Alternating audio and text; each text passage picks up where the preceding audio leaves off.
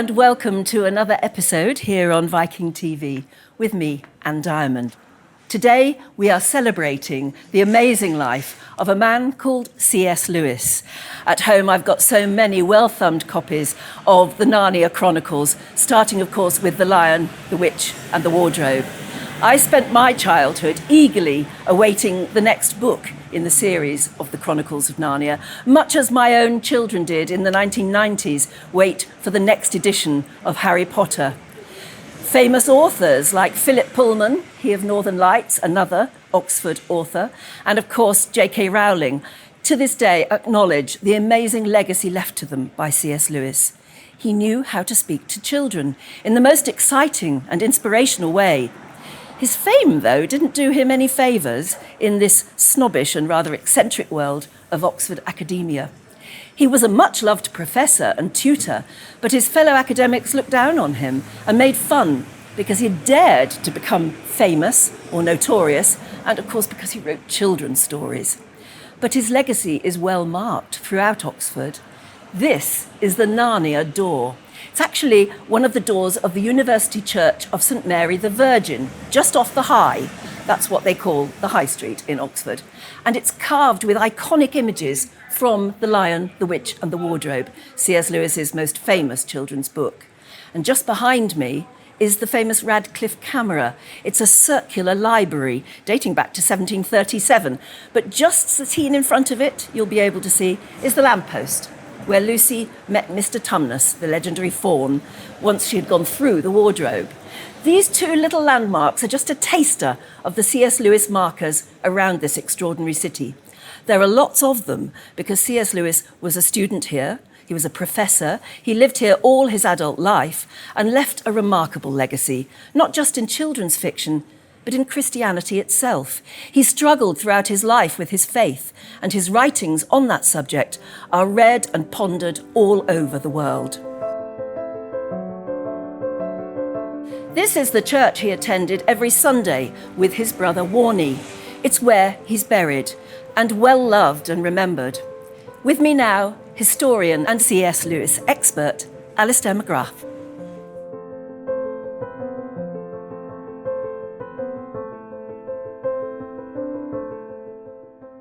Alister, you've just come back from Northern Ireland yourself, actually the place where C.S. Lewis was born and brought up.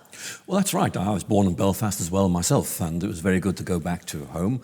And Lewis and I actually both began in Belfast and ended up here in Oxford, so it's nice to have that historical connection. Absolutely. What was it like, though? Where was he brought up? What sort of a place was it? Well, Belfast back in the 1890s, early 1900s was a very strange place. All of Lewis's friends were Protestants. He had a very resolutely middle-class upbringing, but he had this really powerful imagination. So in fact, he had this wonderful old house in which he was growing up, and his imagination inhabited the attic, and he would see things, he would develop stories about characters he was inventing. So perhaps we can say maybe his imaginative gift of telling stories really dates from that very early period in Belfast. That's fascinating you mentioned the attic there, because the attic features in The Magician's Nephew, the Narnia book that really starts the whole story off. Two little boys, oh no, it was a boy and a girl, wasn't it, crawling around in the attic and able to access other houses from the attic. So you went up into the attic. Did you actually see it yourself? Well, I did have the opportunity to go into the house in which Lewis grew up, Little Lee, and clamber around in the attic, and I pretended I was C.S. Lewis discovering these imaginary worlds. It was very sweet. Nobody can go there now? It's privately owned? It's privately owned, but it is still there, and it's good to know that the attic is still there. And you were giving a lecture, I think, and the owners of that house now came up to you and said, would you like to see the house? They very kindly invited me to go and look around, which was very kind of them. So it in fact gave a new depth to my understanding of who Lewis was and actually how that wonderful imagination really flourished in the way it did. So what happened next? Because he ended up coming to Britain, I think at a very early age, because his mother died. Well, his mother died very sadly of abdominal cancer, and his father, for reasons I cannot understand, decided the best thing to do to cope with a young boy who was grieving was to send him to boarding school in England. Now, I'm not sure that was the wisest of things, but certainly Lewis regularly complained about the terrible time he had at English boarding schools. Happily, of course, it all ended up well. He came to Oxford University, and then things really began to take off. But certainly, he had a very difficult childhood. Maybe that explains why he went into his imagination so much, because he'd just lost his mother and then been sent to England. Well, that's right. And some passages where he talks about all the security of his childhood had gone, that in effect everything was uncertain, and he clung to his older brother. He was the only friend really he had. So it was a very difficult childhood. And wasn't there a story as well about the reason he's called Jack? Because, I mean, he's C.S. Lewis, he's Clive Staples Lewis. Where does the Jack come from? Something to do with his dog? Well, we're told that. I'm not sure if that's absolutely right, but certainly the story is it's to do with the name of a dog that Lewis is quite attached to. But you're right, Lewis was Jack to his friends. In letters, it was very formal, C.S. Lewis. Yeah. But, to those who he knew and who he gave permission to use this name, he was Jack. Yeah. So here we have a little boy sent to England. Here he is in a completely new environment, having to make his own way. Was that when he was in Malvern? He went to Malvern School, which again was not a great success. But then his father, in what I have to say was a stroke of genius, decided, what if I arrange for a private tutor to try and help him? And so Lewis went to study with, in fact, Lewis's father's old headmaster here in England. And that worked out very well, because in effect, this was almost like the tutorial system that we have here in Oxford, but being used on a 16-year-old. So in effect, Lewis began to flourish as an academic, began to love learning, began to have confidence in the kind of academic to and fro that would become such an important part of his adult life as an Oxford Don. Yeah, I stress Malvern because I was brought up in Malvern, and I know Malvern very well. And again, in Malvern, you feel, you know that C.S. Lewis went to Malvern College. Yeah, I was always told he was never terribly happy at the school, but he loved the Malvern Hills because they reminded him of home. And Malvern always has the hills in the background. They're sort of quite dark, like, I gather, the mountains of Mourne. Well, that's right. I mean, mountains play a big role in Lewis's fiction, and certainly the mountains of Mourne, which he could see from his childhood windows. They were very, very powerful. Did play a big role in his thinking about a distant sense of yearning for something that's beyond your reach, but if it could only be there. Ever present. Ever present. You reach out, you can't quite touch. That's right. It seems to disappear as you try and touch it. Yeah. We've got him now at the point where, yes, he's clever, he's been tutored, he must have shown genius from an early age, surely, but he comes to Oxford to start his undergraduate studies. And I think he was at University College, wasn't he? But it didn't last long because war was just about to break out. Well, that's right. Lewis actually began his studies at University College. He won a scholarship there. So Lewis, again, was marked out as being good. But the problem was this was during the First World War, and Lewis was of enrolment age. He had to go into the army. So Lewis's first period in Oxford was very brief and really was more about preparing for warfare in France than it was for academic studies at Oxford. Yeah. What was he studying, English? He was studying classics. And when he finally got back from the First World War, he would resume that. But that, of course, lay in the distant future. At the moment, was he very much an atheist? He didn't believe in anything? He was an atheist, and actually the First World War really reinforced his atheism. If God is there, why is he allowing this carnage, this destruction? I think it threatened to destroy him completely as a person because of the psychological damage it inflicted. Yeah, because he would have thought about it as well. Of course, you can't get away from this. These scenes of horror, you can try and suppress them, but they aren't going to go away. Did he write home? Did he write at all about it? He wrote very little about it at all. It's almost as if Lewis refused to remember the First World War because the memories were so painful. So it's one of the mysteries. Why does Lewis talk so little about the Great War? I think the simple answer is because it was so traumatic, he wanted to forget it. Yeah, it was too awful. Was he injured? We know he had a shrapnel wound, but we don't know the details of what it was, but it was enough to get him sent home. And certainly when Lewis began his studies again at Oxford in January 1919, he was wounded, but not as badly as some others here at Oxford. Yeah. Oh, yes, I bet that generation coming back to try and resume their studies, it must have been very painful to see them, actually. It was very painful. It was a scarred generation, both physically and psychologically. And I think Lewis clung on to his friends for dear life to try and recover from the trauma of the Great War. Yeah. So he came back to University College, Oxford, and continued with classics? He did indeed. He got first-class honours at the two points of assessment. And then, in a remarkable move, Lewis decided to do the complete English language and literature course at Oxford. Normally takes 3 years, in 1 year, and got first-class honours. Wow. So I think we are genuinely looking at someone who is extremely intelligent. Yes. By then, I presume, he was marked out for a life in academia. He was marked out as someone who was capable of life in academia, but there weren't that many academic jobs. And so actually Lewis really began to realize that his chances of getting a job in Oxford University, for example, were very, very slim. But happily, Magdalen College here in Oxford came to the rescue, so to speak, and appointed him the tutorial fellow in English language and literature. And he stayed in that job for many years. He was really quite happy there. Yeah. So that really, I think, marks the beginning of a time when Lewis says, I have a job, now I can begin to think about what I do with the rest of my life. So, with a heavenly job for him, in a most amazing place, mixing with other people with similar brains. Was this the period when the Inklings developed? How did that all happen? Well, it came from, really from Tolkien as far as we can see, but certainly it's this idea that if you're a writer, you need encouragement. You need someone to give you feedback on what you're writing. And you had to trust these people. So in effect, they began to draw around them people. Initially it was Tolkien, Lewis's brother, who was also a writer. And then when Charles Williams, the well-known poet and novelist, came to Oxford during the Second World War, he became part of this. But think of them as a small group, maybe 12 people, who would meet regularly to talk about things they were writing and encourage each other. There's this very interesting account in one of his letters of Lewis going to a meeting with the English faculty.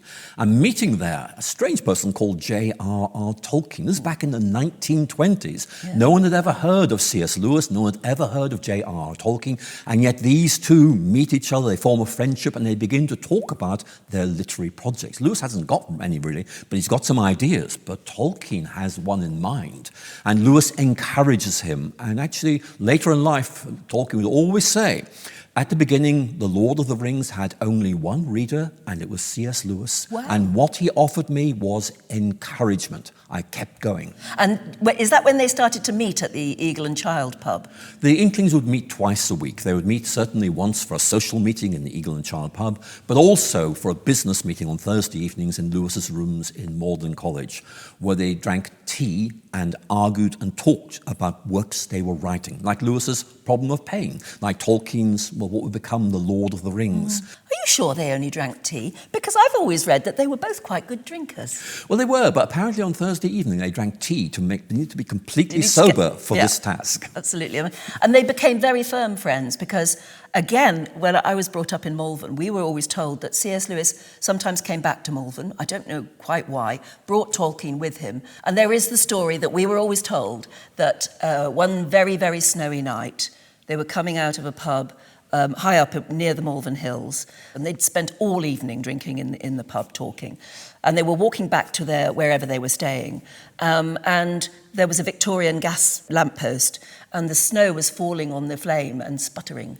And C.S. Lewis is apparently said to have turned to Tolkien and said, I like that scene so much, I'm going to have to write it into one of my books. And of course, the legend goes that became Lucy meeting Mr. Tumnus underneath the sputtering lamppost. Don't know if that's true at all, but there are so many stories around Oxford too about, that's a lamppost that inspired C.S. Lewis, that's a doorway that did, that's a mountain in the distance that did. So at the time the Inklings were meeting, discussing, exciting each other with their ideas. We know that Tolkien was sort of working on this enormous history that he was building behind the books he was going to write in The Lord of the Rings. What was Lewis working on at the time? Well, Lewis was working on a number of things.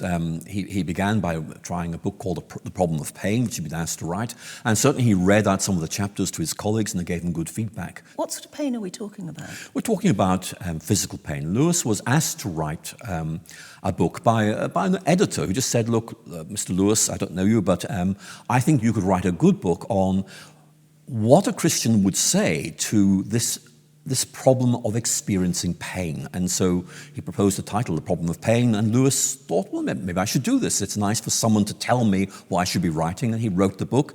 And actually, interestingly, that's probably how Lewis's career as an apologist began, someone who saw himself as explaining and defending the Christian faith to other people. See, how did that happen?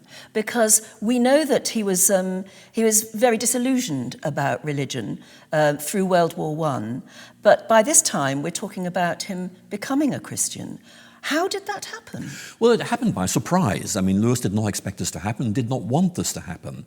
But in his autobiography, Surprised by Joy, he talks through his growing disillusionment with a very narrow form of rationalism, beginning to realize that actually maybe his earlier misgivings about belief in God were not as well grounded academically as he had thought. And I was going to say, didn't he say something? I remember reading a quote that basically he realized that if you don't believe in anything, life is a bit empty. Well, that's part of Lewis's dilemma, namely that if you rely on reason alone, you only get so far, and it's not enough. You need more than that. And if you like, Lewis's reason was saying that's all you can think about, and his imagination was saying there is so much more to discover. And Lewis, in effect, in the end, reached beyond the bounds of reason, but not being irrational, and embraced this much bigger and brighter vision of reality. And that's described in Surprised by Joy, and it's that very famous scene where Lewis talks about himself being the most reluctant convert in all England. Yes, he didn't really want to believe, but he found himself at the same time wanting to. But how did he do that? Who did he meet? Did he talk to people? Well, J.R.R. Tolkien was a very important influence on Lewis's journey of faith. But Lewis's conversion took two steps. One was simply believing in God in a kind of generalized way, and then much more specifically believing in Christianity. And that's where Tolkien comes in, because we have this wonderful description of Lewis in Magdalen College Gardens with J.R.R. Tolkien one evening in 1930 walking round and round the garden and talking about the idea that Christianity is a story. It tells a story about God, tells a story about us, and these interconnect, and they really give you this deep vision of reality. Is that Addison's Walk you're talking Exactly. about? It goes round Magdalen, basically, the grounds. And there's a plaque there that actually says C.S. Lewis and Tolkien used to walk and talk many, many nights. And Tolkien was Catholic, though, I think. Wouldn't he rather have preferred Lewis to become a Catholic? Well, I think he had hopes in that direction. But again, as I was saying earlier, Lewis basically came from a context in Belfast where Protestants did not meet with Catholics. And yet Lewis is now in this very nice situation of having his best friend being a Catholic. So that was always a point of tension between them, but at the same time it was a very creative tension. Yeah.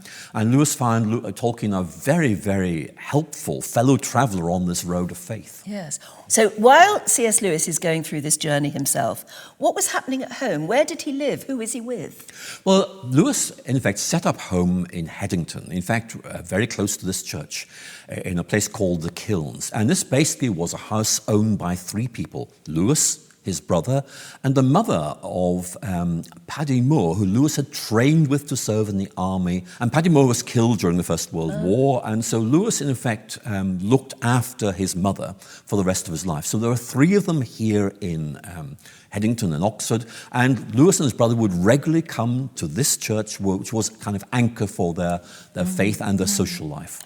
What was the relationship with Mrs. Moore? Because I know a lot of eyebrows were raised, and a lot of people think, was there a romantic relationship ever there? Maybe not, I don't know. Well, the evidence is a little bit ambiguous, I have to say. But certainly Lewis did see himself as, in effect, fulfilling a duty to this friend of his, Paddy Moore, who he had trained with and who was killed during the First World War.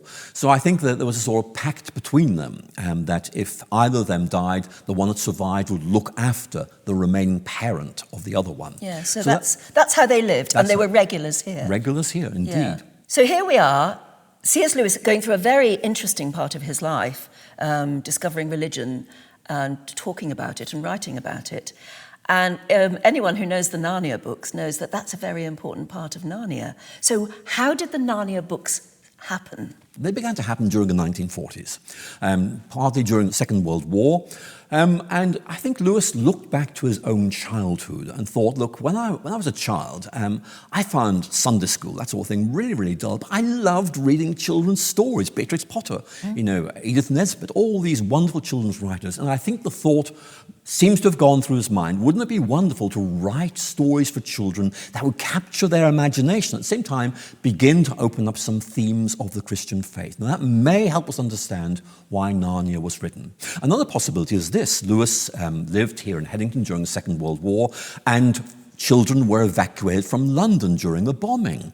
And again, remember the Lion, the Witch and the Wardrobe, what is happening? Children are coming from London to a country house because of the bombing. So there's a link there.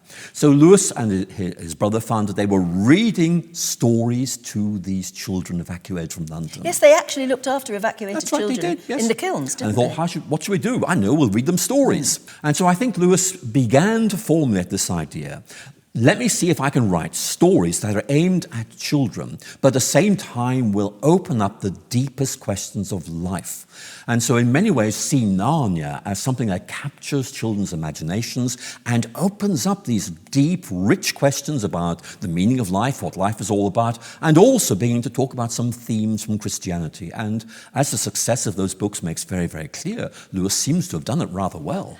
Oh, extremely well. We're also fond of those Narnia stories. But it's interesting how he did it. And he must have talked a lot about it with Tolkien, because they shared this absolute love of ancient mythology, of Celtic, Norse, even Irish mythology, and strange and wonderful creatures with amazing stories to tell. They both loved that, didn't they? Well, they did, and there's no doubt that Lewis was drawing on many of the themes that he and Tolkien discussed. And Tolkien wasn't entirely happy always with what Lewis did. For example, he didn't like the idea of Father Christmas appearing in Narnia. I thought that was a bit off colour. But nevertheless, you're right, that there's no doubt that these long conversations that Lewis and Tolkien had began to bear fruit in the Chronicles of Narnia, because they are indeed appealing to the imagination, but they're also using the imagination as a gateway to a much richer and deeper vision of reality. And Lewis began to realize, if you want to explore life's deepest questions, you tell a story. Yes, and they are wonderful stories with amazing characters in them. Talking beasts. And I gather that was a bit of intention between Tolkien and Lewis. Lewis had talking animals in his books, and Tolkien never did he? Did they differ on that? There are a number of points where Lewis and Tolkien take simply different ways of approaching these questions. And Lewis just seems to have felt this was absolutely natural. And maybe he was thinking of some medieval writers which in fact, saw animals as having quasi-human characteristics. Whatever the explanation, Lewis felt that there was something imaginatively captivating about having a mouse called Reepicheep, talking sense, saying some good things. Maybe that this, in effect, really spoke to children more powerfully than to adults, but certainly many people who are much older find themselves drawn into Narnia because of its imaginative depth. The Chronicles of Narnia, so they're called. There are 7 of them, aren't there? And everybody has their favourite, I suppose. Mine was the first, The Lion, the Witch and the Wardrobe. And I read them as a child, one by one, waiting for the next one. You didn't read them as a child, you read them as an older person. So what's your favourite, and what did you think of them, really? Well, my favourite is The Lion, the Witch and the Wardrobe. I'll tell you why. But when I was growing up in Northern Ireland, I hadn't heard of these books at all. I knew Lewis had written a book about a wardrobe or something, but I didn't quite know what it was. And I also thought Lewis was an English writer. I hadn't discovered he was born in Belfast. But anyway, for me, one of the things that really excited me about The Lion, the Witch and the Wardrobe was the way in which Lewis tells a beautiful story, gradually opening up this mysterious world of Narnia. So you feel you're discovering it as you read. And of course, it introduces us to Lucy, who's one of the children in the story. There are 4 children in the story. Lucy is the one who's first into Narnia. And the description of how Lucy discovers Narnia is probably one of the most famous in all literature. It is a beautifully narrated thing. And I just found myself captivated by this. Yeah. So beautifully written. Yes, Lucy is the youngest. There are 4 of them, aren't there? I remember somebody saying, it might have been Lewis, who said that the best way to have a children's adventure is you have to separate the children from their parents, because otherwise their parents would stop them doing half of the things that are adventurous. And these children are evacuated into a house in the country that's just inhabited by a professor, and they have the freedom of the house. And that's how Lucy happens upon this big empty room except for the wardrobe. Did he ever write about why he came up with the concept of a wardrobe, that she went in and Lucy then finds herself in this snowy world of Narnia? Well, there are some suggestions, although none of them are absolutely clear. I think that it probably goes back to Lewis's childhood in his childhood home in Belfast, Little Lee, where there were these very large rooms with strange things in them. But of course, for Lewis, the idea of going through a doorway is really very, very rich. But he also, I think, just saw it as a space in which you move from one world to another. That's why I like Narnia so much, this beautiful way in which you have this ordinary world, and then you realize beyond it and behind it, there's another world. And you begin to realize that maybe life is about interacting with different worlds. It's a very interesting idea. And fascinating as well, that Lucy, who's the youngest and probably the most joyful and innocent, she goes into Narnia and meets a friend. Edmund, her older brother, goes in separately and meets an enemy. And so you've got suddenly two different experiences of this world with the two different children. And the way in the end that is all tied up is brilliant, isn't it? Well, it is tied up very, very well, but Lewis is making a very important point, that we hear different stories being told by different people. We have to work out which story we trust and which people we trust. And in many ways, one of the things Lewis is inviting us to think about and telling us about Edmund and Lucy hearing different stories is, which story do you trust? Because in effect, the question is, how do you take your own personal story and connect it up with a bigger story? In fact, Peter and Susan have that very conversation. They're the older brother and sister, and they say, which one do you believe, Edmund or Lucy? But it's a wonderful story, and it's yours and my favourite, The Lion, the Witch and the Wardrobe. Second favourite? Well, for me, I think my second favourite one would be The Magician's Nephew. Me which, too! Of course, it's not the first Lewis wrote, but if you're going through them in terms of the order of the plot, really, there's, if you like, a prequel. It's all about the whole idea of creation. Introduces some wonderful characters, but it has this beautiful passage about Aslan singing. And for me, that's one of the richest passages in that. But again, it's Lewis exercising his imagination, drawing us in, and making us think, what if, opening up these wonderful questions, showing, not telling, and inviting us to discover all these possible ways of thinking about the strange world in which we live. Yeah, it's the creation story, isn't it? And Aslan singing and everything springing to this wonderful new life. Did he publish The Lion, Witch and the Wardrobe first, and then wait for a reaction before he wrote the other books? He published The Lion, the Witch and the Wardrobe first, and then basically one per year from there on. Really, one a year? And I think it's fair to say he didn't really wait for the reaction. He thought, I'm going to write these things and just keep going. And what was the reaction from the rest of the Oxford University lot? I mean, I gather they looked down their nose at him. Well, I think there was a certain feeling that isn't what Oxford dons are meant to be doing. They're meant to be writing rather dull academic works, but Lewis was writing these. And many of his colleagues felt, look, Lewis really isn't being paid to write these books, he's being paid to write academic books. So there was some unease about Lewis's writing children's books.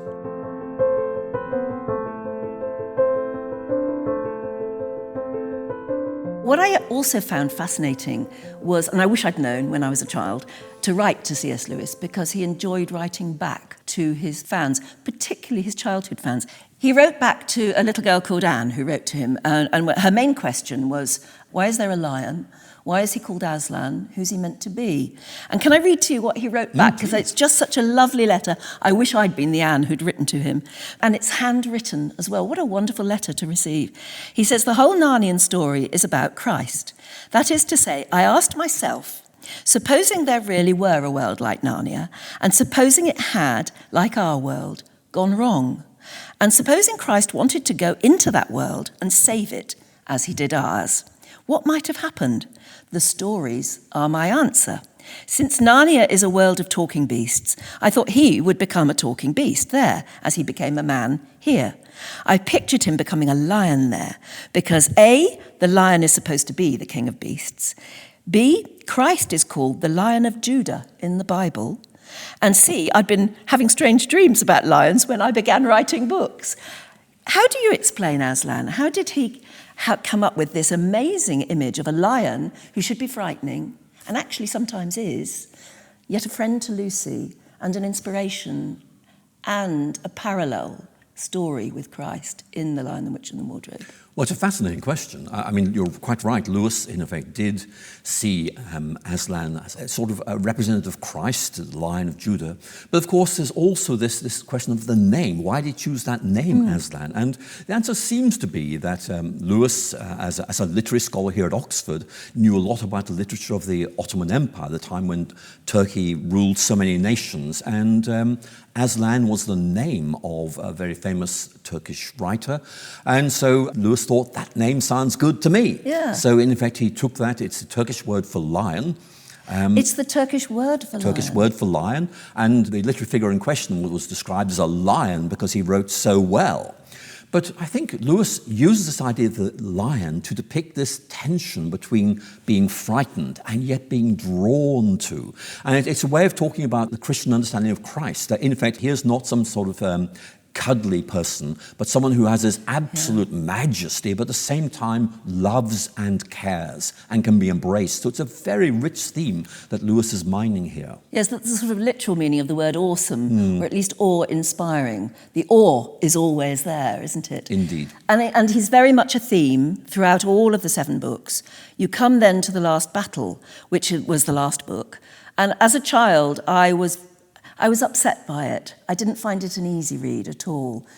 It's not a hugely happy ending somehow for me. What did you think of it? I found it more consoling than you, I think. I recognise the issue you're raising, but I think for me, it is in fact saying, look, we live in a world of conflicts. We live in a world where we don't always quite understand what's happening. We live in a world where very often we feel good is not prevailing, that everything seems to be going very badly wrong. And yet Lewis brings hope. He's saying, look, this is the story we're in at the moment, but there's another story going on. And that story helps us to make sense of what's happening now and gives us hope. So if you like, what Lewis is doing in Last Battle is almost saying, look, learn to live with uncertainty, learn to live with a world that doesn't seem to make sense, but hope that one day all will be well and keep going.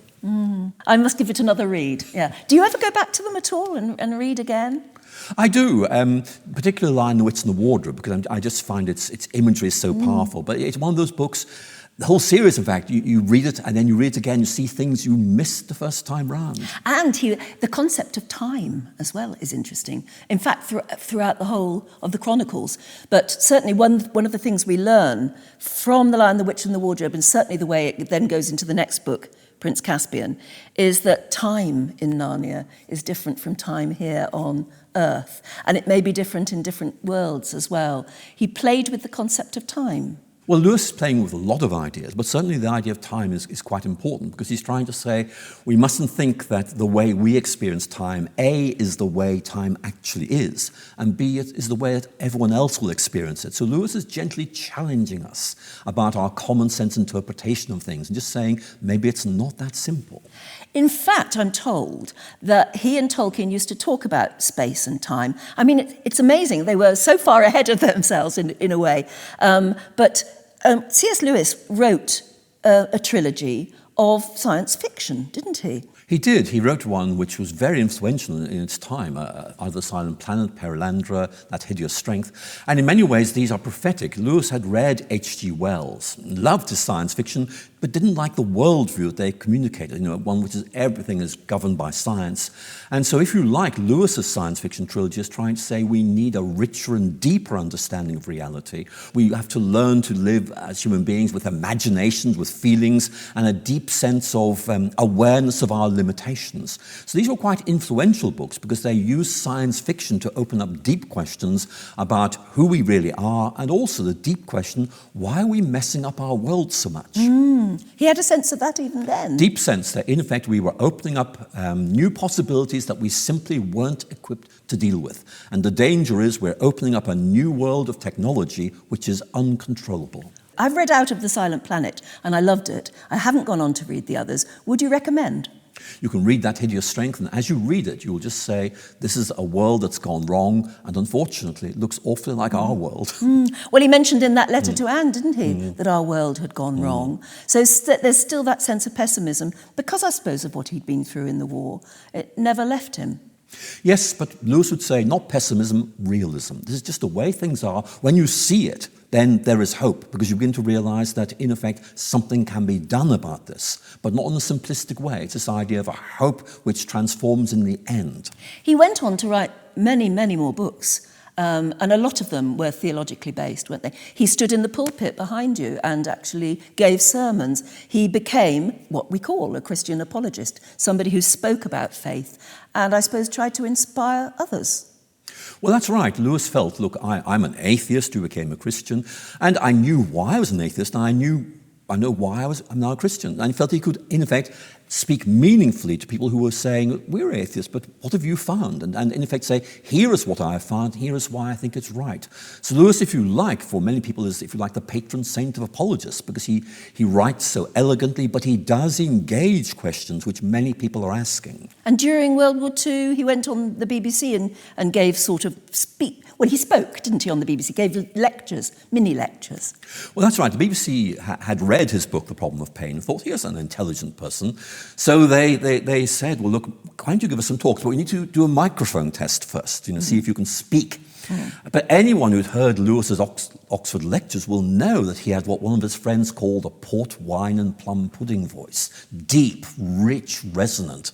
And so once they heard him speak, they were sold, and he went to do not simply one series, but 4 series, and these are brought together in his book, Mere Christianity. What are the other books that he went on to write about, and particularly when you're thinking of, Christian principles and the things he wanted to say?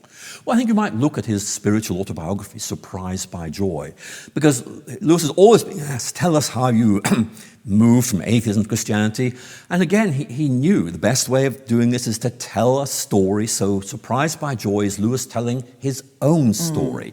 In fact, here is how this happened. Hope this helps. Yeah. Now, Surprised by Joy, you can think the joy of finding a faith, which clearly it was to him. Of course, he fell in love with a lady called Joy. Can you tell us Joy's story?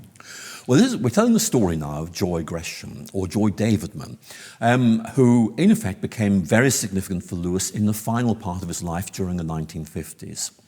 And Joy Davidman was an American divorcee who had read some books by Lewis and came to Oxford, met with him, and began to develop a friendship with him. And it eventually ended up as a marriage. So Lewis, if you like, found love really quite late in life. Joy Davidman wrote books herself, and actually there is some evidence to suggest that Lewis's later books may have been shaped to some extent by her editorial approaches. For example, his late book, Till We Have Faces. But I think one of the points to make here is that Lewis really, I think, fell in love with her deeply once it became known that she had cancer and was not going to live. And Lewis wrote to his good friend Dorothy L. Sayers, just saying, look, when you realize someone is going to die, that's when you really begin to love them, because you begin to realize not simply how much you enjoy being with them, but actually how that is going to be taken away from you. So it's a very, very moving account of Lewis's growing realization that this very important person for him is actually only going to be a temporary presence in his life. And of course, his reaction to her death from cancer, he wrote a book called Grief Observed. The Grief Observed is his own, but he wrote it under a pen name because he didn't want people to know who the author was. Why? So to begin with, he wanted to get people to think, don't think about me as the author. Think about the questions I'm raising and how this might help you as you think about these things. I mean, I gather that for anyone going through terrible grief, it is still the Bible. People point you towards that book because it helps. Well, that is true. And indeed, that there is one account of how Lewis, a friend of his, wanting to be helpful and knowing Lewis is going through a time of great grief after Joy's death, said, there's this book called Grief Observed. You might find it helpful. Well, they recommended it to him. They didn't know he had written it. It was under a pen name, remember. But how awful, one of his first books, if not the first, the pain, about pain. And suddenly at the end of his life, after finding joy and being surprised by joy, he finds pain again. He does, and he realizes that maybe the kind of rather simple approaches to suffering he outlines in The Problem of Pain actually weren't good enough when you were really going through a period of sustained grief at the death of someone you really loved. That's life, I suppose, isn't it? He died in 1963. And peculiarly for somebody who was so famous and so celebrated and so highly thought of by then, we missed his death. it was eclipsed. Can you tell us why and how? Well, I think it was eclipsed for two reasons. One was that other things happened on the day of Lewis's death. Above all, of course, the death of President John F. Kennedy in Dallas, Texas. So that, in effect, completely dominated the news, not just the next day, but for quite some time to come. So Lewis's death would have been seen as insignificant. And in fact, even here in Oxford, even in this church where the funeral service took place and where Lewis is buried, there were very, very few people here because Warney, his brother, who had arranged the funeral, was so overcome with grief that he forgot to tell people it was happening. So there are only a handful of mourners, including J.R.R. Tolkien. So they came here? They came here. And so it was tragic in some ways. Funnily enough, another very, very famous author died on the same day too. That's Aldous Huxley.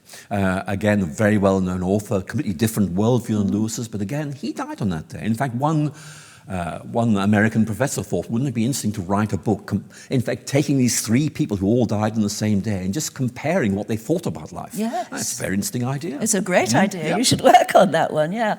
What are your reflections when you look back at C.S. Lewis? It's interesting hearing you talk about some of the other books that you think, I ought to delve a bit deeper into C.S. Lewis. Our viewers love to read. What would you recommend? Well, what I find is this. I think that my own feeling about Lewis is that he was dealt a pretty poor hand in life, but he managed to, in effect, do the best of what he had, and it's remarkable. So the books I would recommend are Surprised by Joy, a beautifully narrated account of the journey of a soul through life.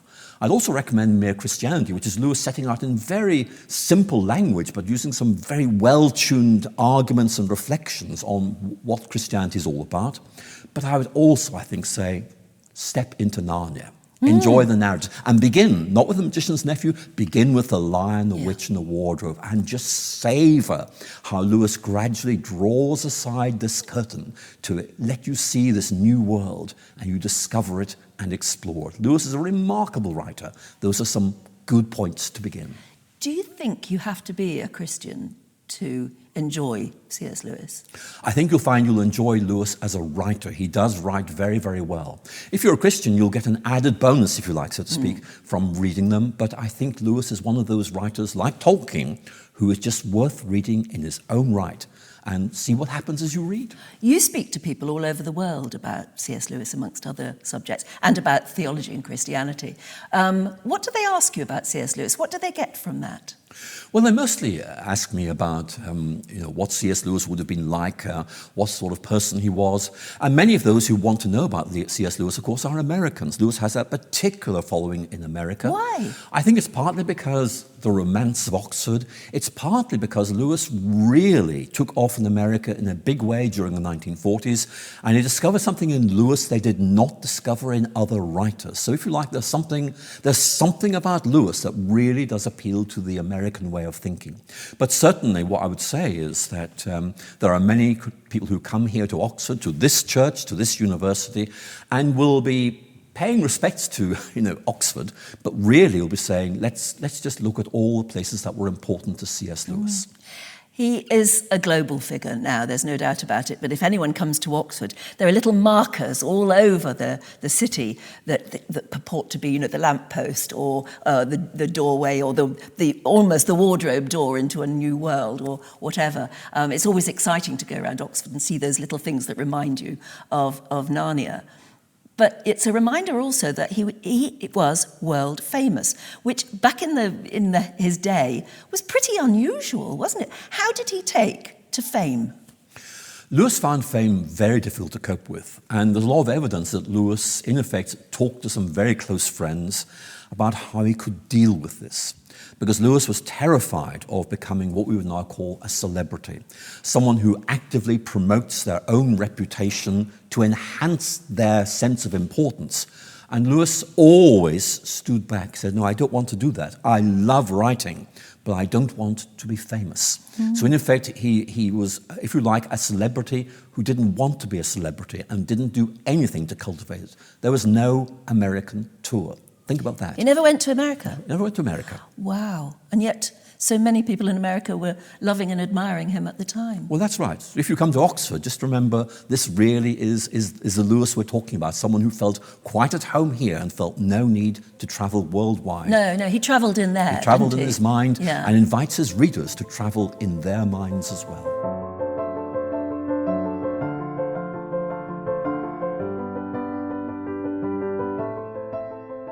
Well, I'm here now with Reverend Laura, who is the minister for this lovely church. It's the Holy Trinity Church in Headington Quarry.